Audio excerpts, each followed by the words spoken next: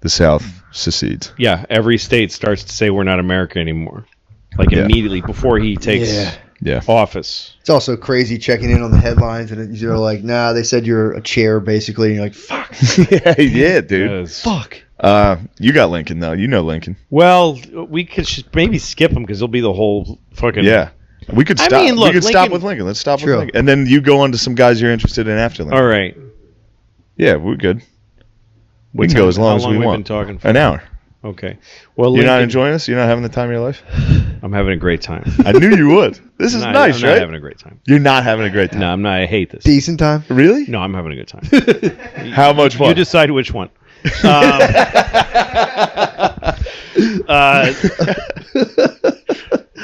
The thing I liked about, I gave you that book about Lincoln. Yeah. That's a great, what's his name? Carl Sandburg. It's a weird kind of stream of consciousness telling of Lincoln's story in 4 volumes. It's crazy. Just the warriors, just from when he took office. And when he was coming here, there was everything, hell was breaking loose, and there was supposed to be a January 6th. There was supposed to be one. What? There was a plan to stop the certifying of the vote. Mm-hmm. And so they went to General, what was his name? He was the only American general then, because we didn't fight wars anymore. Yeah. So the army was kind of like not, know. I think he was the commander. It's a name you just know when you hear it. Like Scott something. Oh, yeah, Winfield Scott. Winfield Scott. Yes. Perfect.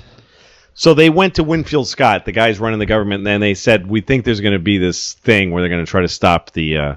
So he said, if anyone, made a declaration, publicly, he said, if anyone tries to stop the counting of the votes and the democratic process from happening, either by force or by infiltration, I will stuff them into my cannon and fertilize my lawn with them. That's what he said. Lincoln said that? That's what he said. What?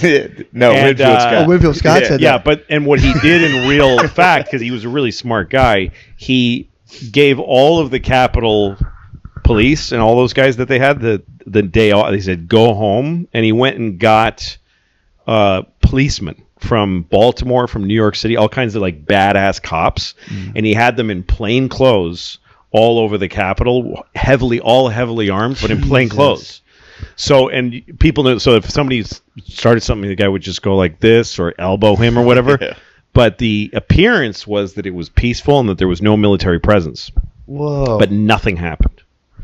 That's what it took to get Lincoln. Everybody, up to the minute that happened, everyone was like, I don't know if he's ever going to take office. People believed he would never be president. Dude, he wasn't even on the ballot in the southern states. Not even on the ballot. Yeah. What? He didn't win one southern state.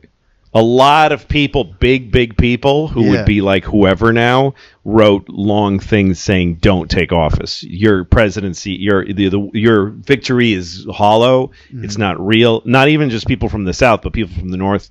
Everyone was afraid that Lincoln was going to just immediately free the slaves and start war with the South. And his first inauguration, he says, first thing out of his mouth is, I have no intention of freeing the Southern slaves or changing their slave laws. And yes, we will chase down and bring you back your slaves when they come up here within reason. He puts like a tiny thing of like, we're not going to like make it our obsession, but we will do it. Like, it's the first thing out of his mouth. That's what bothers me about people, like people that are critics of him hang on to that. And they're like, Lincoln didn't want to do it.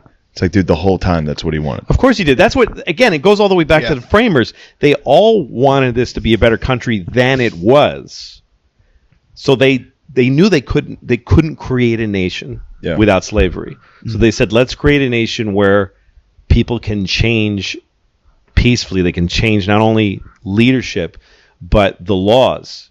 That create a situation where people figure it out for themselves and move forward and change. Instead of like a constitution could have been a very permanent thing. It could have been a very solid, permanent thing, but they actually made it elastic on purpose. And that's, Lincoln was like, we'll do it, guys. Yeah. We'll do it. We need some fucking time. And boy, what it cost is crazy. And a lot of people who didn't want slavery were really angry at Lincoln for how hard he pushed that war and that he didn't just settle it. Just let the South do whatever they want. We have our free blacks here. Let them take their chances down there.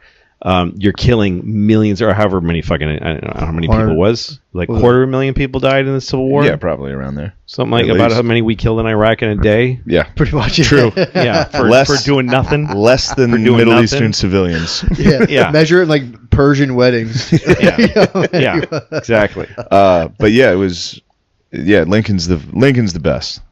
It was really something. I mean, it just took a lot of political guts, a lot of fuck. Yeah. This is gonna suck. Just trying to talk to these fucking cunts from the South. That must be nuts.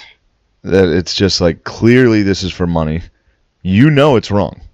Yep. You know it's wrong. Yeah. It's 1865. Well, it was the ultimate 1860. They know it's wrong. Well, and folks not wanting to say that shit's wrong. Yeah. And him, like, not making them say it, but getting them to just one guy at a time. He would just go around, get support here, get support there, put muscle in where he had it, and he fought a brutal war, fucking incessant war. And he had to wait until he got a victory to fucking announce the Emancipation Proclamation. He was trying so hard to get it out, but his generals kept fucking up and losing. And he would just be writing to these dudes like, go. Yeah, please. Do it. Get one. Like, I think he wrote it after Antietam, which was like a draw. He was like, that's pretty good. Yeah, he did. He's like, that's close enough. Here we go. We're doing it. Shot. Yeah, and then he got his fucking head blown off. By next to his wife. Yeah. And they put a little napkin. That was what they did for him. They put a little napkin back there and hoped, but it was not a good. It was not a very. He was alive for a while after. Yeah, that's what he I'm saying. He didn't just die right away. He didn't have to die at all. Yeah. Yeah. He didn't die right away. Death. Really? Yeah. Bled to death. He was like alive in the He's like, hotel for like and they're day. like, we don't know how to do anything. Yeah. Yeah. What play was he saying? Does anyone know? Fuck, I do know. What play? What was the play? It was at the Ford's Theater. I don't remember the. See what he was watching. Yeah, it was something good. Yeah. He was fixated. He was into it. He didn't notice the assassin. That was the weird thing. It was Hamilton. Yeah, it was Hamilton. Yeah. He was sitting there like, what was it? Nice. He was sitting there watching it like, I got to pretend to like this. Yeah. It was fucking Hamilton. And then they shot him and he was like, thank God. This place sucks. Christ, this shit sucks so bad.